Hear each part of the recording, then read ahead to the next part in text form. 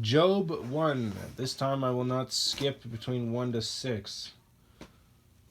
I literally flipped the page and it went straight from 1 to 6. And it was like, oh crap, I didn't even read that.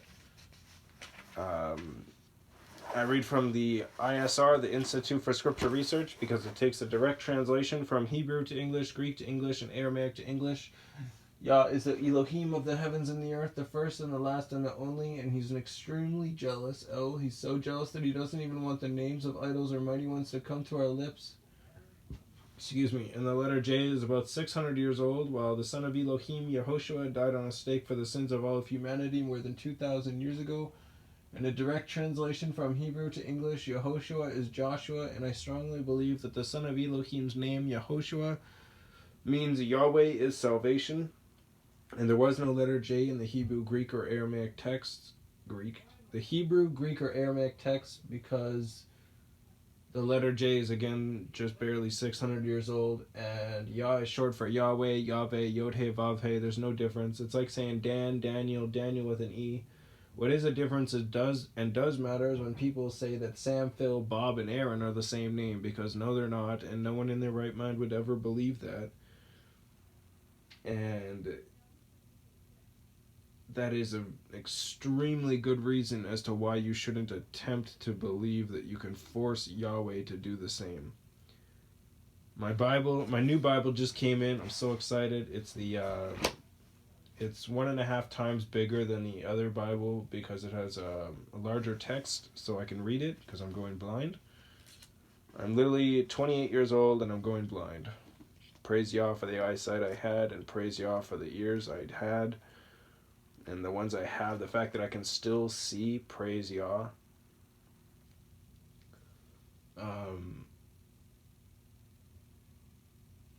Yeah, this one's cooler. It's got the colors on each page is got like this, I don't know, like I want to say it's like bronze or something like that. Bronze or silver looking, I don't know. It changes slightly when I look at it differently. I'd say maybe it's gold or something like that. I don't know. It's not real gold. It just looks gold.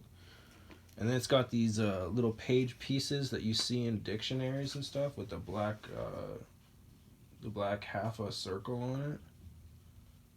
And then it goes down and it says different things. And then it's got 3 different page savers, which is pretty cool. I probably only need 1, but there's 3 attached to it, so that's cool. And there's a bit more description in the back, which is kind of nice. I like that. And it's not colored in like the other one was, or written on, or things being scratched out, and things being added, even though it literally said the same thing in the next sentence. It's, yeah. I'm glad that I don't have that in this book. And we are on Job 1, and Job in English is J-O-B, English, J-O-B, and in Hebrew it's Yob, I-Y-O-B with a line underneath of it. And if I say H with a dot, the dot is always underneath the H directly in the middle, and the E with a half a check mark, the half a check mark is always on top of the E, and I've never seen it anywhere else for the H and the H with a dot and the E with a half a check mark. If it does come up somewhere else and it's something different, then I'll obviously point it out. I won't just leave you hanging. Job 1. There was a man in the land of Uz, U-T-S, whose name was Job, and that man was perfect and straight, and one who feared Elohim and turned aside from evil. And 7 sons and 3 daughters were born to him, and his possessions were 7,000 sheep and 3,000 camels, and 500 yoke of oxen, and 500 female donkeys, and a very large body of servants, so that this man was the greatest of all the people of the east. And his sons went and had a feast in the house of each of his And his sons went and had a feast in the house of each of his day, in the house of each on his day, and sent and invited their 3 sisters to eat and to drink with them. And it came to be when the days of feasting had gone round that Job would send and set them apart, and he would rise early in the morning and offer ascending offerings, the number of them all. For Job said, It might be that my sons have sinned, yet blessed Elohim in their hearts. This Job always did. And the day came to be that the sons of Elohim came to present themselves before YahWeh, and Satan also came among them. And YahWeh said to Satan, From where do you come? And Satan answered YahWeh and said, From diligently searching in the earth, and from walking up and down in it. And YahWeh said to Satan, Have you considered my servant Job, that there is none like him on the earth, a perfect and straight man, one who fears Elohim and turns aside from evil? And Satan answered YahWeh and said, Is Job fearing Elohim for naught? Naught. Have you not made a hedge around him and around his household and around all that he has on every side? You have blessed the work of his hands, and his possessions have increased in the land. But stretch out your hand, please, and strike all that he has, if he would not bless you to your face.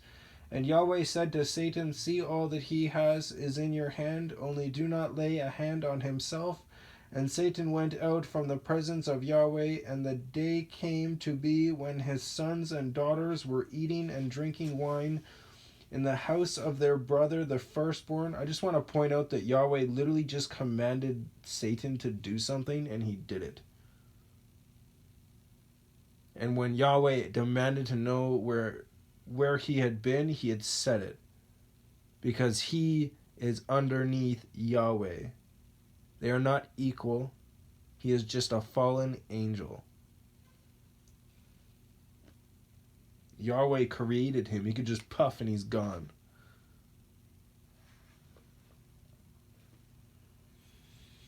The messenger came to Job and said, The oxen...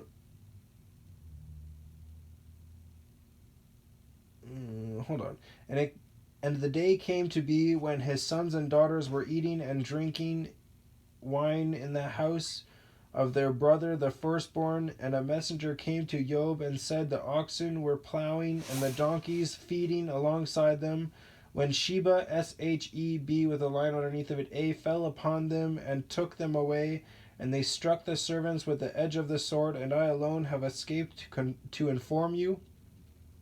While he was still speaking, another also came and said, The fire of Elohim fell from the heavens and burned up the sheep and the servants and consumed them, and I alone have escaped to inform you. While he was still speaking, another also came and said, The Kasdim, Kasdim, formed 3 bands and made a raid on the camels and took them away, and they struck the servants with the edge of the sword. And I alone have escaped to inform you. While he was still speaking, another also came and said, Your sons and daughters were eating and drinking wine in the house of their brother the firstborn, and see, a great wind came from the wilderness and struck the 4 corners of the house, and it fell on the young men, and they are dead. And I alone have escaped to inform you. Then Job rose up and tore his garments and shaved his head, and fell on the ground and did obeisance, Obeisance, and he said, Naked I came from my mother's womb, and naked I return there. YahWeh has given, and YahWeh has taken away. Blessed is the name of YahWeh. In all this Job did not sin, nor ascribe wrongdoing unto Elohim. That's amazing skill.